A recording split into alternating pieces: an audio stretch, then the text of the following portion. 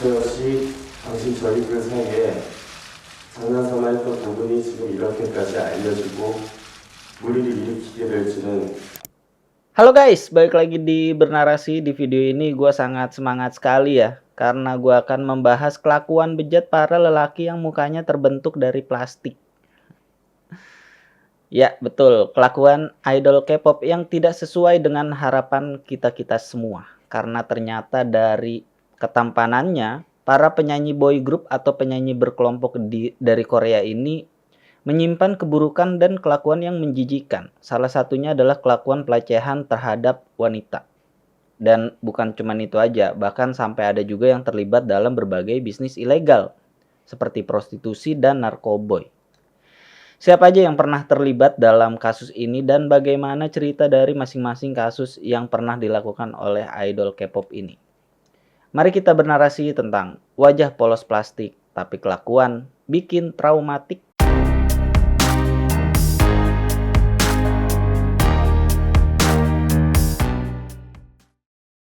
Oke, di kasus yang pertama ini dilakukan oleh Moontail, seorang anggota boy group NCT yang berasal dari agensi SM Entertainment. Nah, SM Entertainment ini adalah agensi K-pop yang menaungi beberapa K-pop lainnya seperti Super Junior, SNSD, EXO, dan aespa.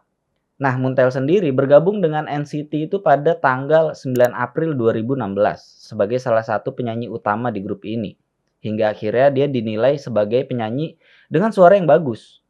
Namun kabarnya sejak Agustus 2023, Tail sendiri sudah tidak aktif sebagai salah satu anggota di NCT. Kemudian hal ini dikonfirmasi oleh SM Entertainment sendiri yang menyatakan bahwa sejak 15 Agustus 2023, Tail sudah tidak bergabung dengan NCT karena mengalami kecelakaan motor sehingga harus dioperasi dan tidak bisa beraktivitas normal kembali. Kemudian sebulan setelah pernyataan resmi dari SM Entertainment ini, sebuah kabar mengejutkan para fans NCT, di mana Tail dikeluarkan dari grup NCT pada 28 Agustus 2024 karena terlibat dalam kasus pelecehan terhadap wanita. Nah, ternyata kasus Tail ini sudah dilaporkan oleh korbannya sejak Juni 2024. Kabarnya kasus yang menyeret Moontail ini dilakukan selama 6 tahun. Gila. Di mana Tail diduga meretas gadget dan menaruh kamera tersembunyi di rumah korban dan orang tuanya untuk koleksi pribadinya. Dan gobloknya lagi, kamera tersembunyi yang dipasang sama Tail ini dipasang di beberapa tempat, bahkan sampai di kamar mandi. Kan udah gila ya.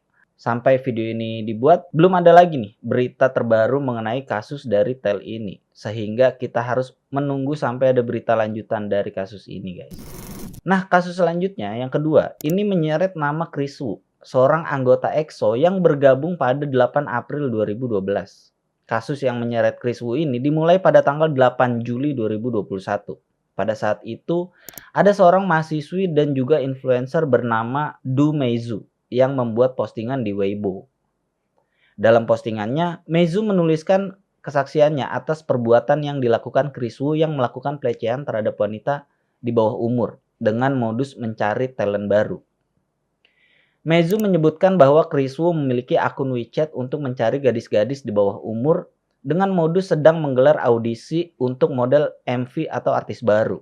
Kemudian setelah postingan tersebut viral, di tanggal 17 Juli 2021, pihak Chris Wu ngirimin pemberitahuan kesepakatan untuk menyelesaikan masalah mereka atau untuk negosiasi.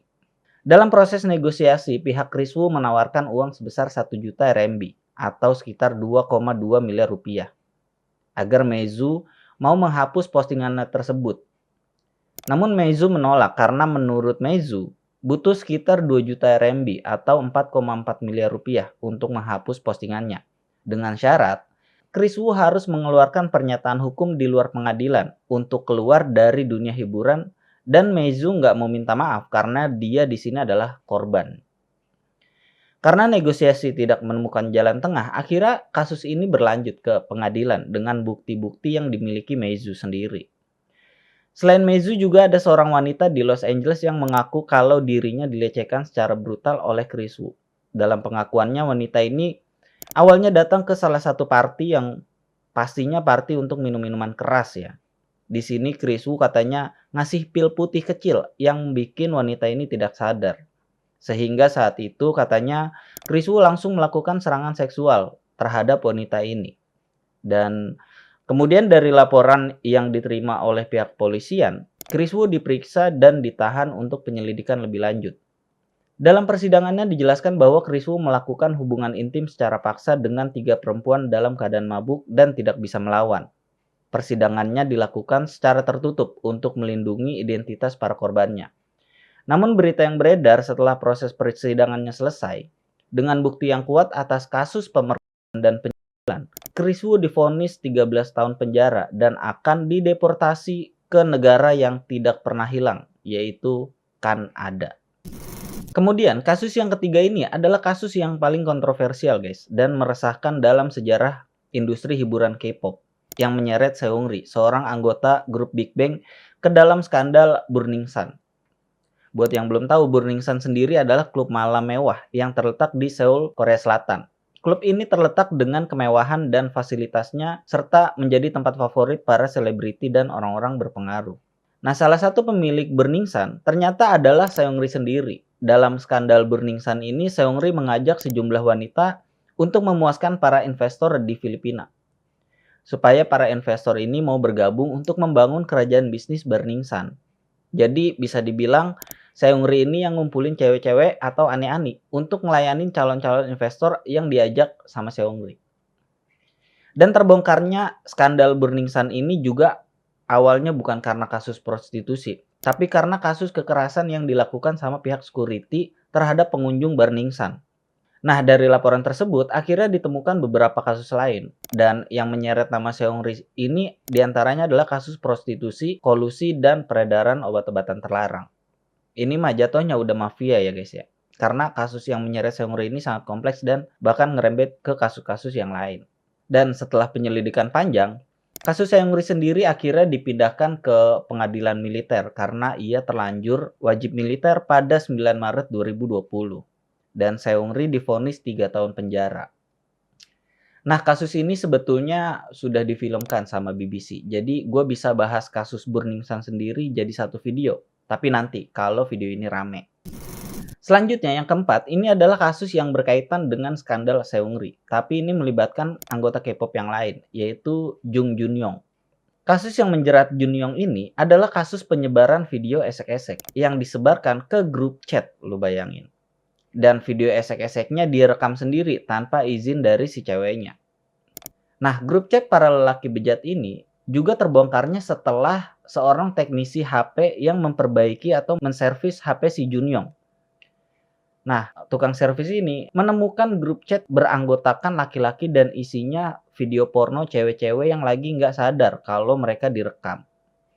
Nah, setelah video chat ini terekspos ke publik, akhirnya Junyoung mengakuin semua kesalahannya, di mana dia ngerekam video dia lagi esek-esek dan tanpa seizin si ceweknya, yang kemudian disebarkan ke grup chat tersebut. Nah, atas perbuatan bejat dan tidak bermoral ini, Junyoung akhirnya dijatuhi hukuman penjara selama 5 tahun. Kemudian, kasus yang kelima ini dilakukan oleh Him Chan, seorang idol K-pop dari grup BAP yang terkenal dengan ketampanan wajahnya, yang kayaknya juga terbentuk dari plastik dah. Nah, Him Chan ini bergabung sebagai idol K-pop pada 26 Januari 2012, tapi sayangnya karirnya harus berakhir di tahun 2018 karena tersandung kasus pelecehan terhadap wanita. Him Chan dilaporkan oleh seorang wanita berusia 20 tahun yang menuduh Him Chan telah melecehkan secara seksual saat sedang liburan bersama di sebuah villa di Namyangju. Nah, 1 tahun kemudian, sidang pertama kasus pelecehan yang dilakukan Him Chan pun digelar di Pengadilan Distrik Seoul, Korea Selatan. Pada saat itu, kuasa hukum Him Chan membantah tuduhan tersebut dan bilang kalau kejadian tersebut atas dasar suka sama suka dan tanpa paksaan katanya. Kemudian di tahun 2021, pengadilan menjatuhkan hukuman 10 bulan penjara kepada Him Chan dan memerintahkan untuk menyelesaikan 40 jam program pelanggaran pelecehan terhadap wanita tersebut. Setelah vonis dijatuhkan, Him Chan diberikan waktu untuk mengungkapkan permintaan maaf melalui akun Instagram pribadinya. Dan tidak lama setelah postingan permintaan maafnya, Him Chan melakukan percobaan suicide atau bundir. Orang gila mana yang terbukti jadi tersangka pelecehan terhadap wanita malah mau bunuh diri, coba lu bayangin dah. kan ini orang sangat tidak bertanggung jawab ya sebagai laki-laki ya, di mana seorang laki-laki itu kan harus gentleman, harus mau bertanggung jawab atas apa yang udah diperbuat gitu ya. Nah itu dia tadi beberapa idol K-pop yang tersandung kasus pelecehan terhadap wanita. Dan menurut gua mungkin aja mereka bisa melakukan hal-hal tersebut bukan cuman karena ketenaran dan popularitas doang, tapi juga karena kesempatan dan niat jahat dari masing-masing pribadinya yang memanfaatkan ketenarannya tersebut. Dan hal-hal kayak gini tuh tidak bisa diwajarkan ya. Jadi kalau misalkan masih ada orang-orang yang ngebela mereka tidak bersalah, ini mohon maaf, Anda sudah terlalu fanatik ya. Ya memang mereka tenar, banyak fansnya, banyak duitnya, tapi ya nggak bisa juga melakukan kejahatan gitu loh. Maksudnya jangan dinormalisasi ya, kejahatan ya kejahatan gitu. Apalagi kejahatan pelecehan terhadap wanita gitu. Yang memang fans dari orang-orang ini kan memang lebih banyak wanita gitu ya. Oke guys, segitu dulu video kali ini. Terima kasih buat yang udah nonton. Jangan lupa like dan share video ini ke media sosial kalian supaya bermanfaat. Jangan lupa juga subscribe Bernarasi untuk dukung terus channel gue ini. Sekian dulu gue Fajar, sampai ketemu lagi di Bernarasi berikutnya guys.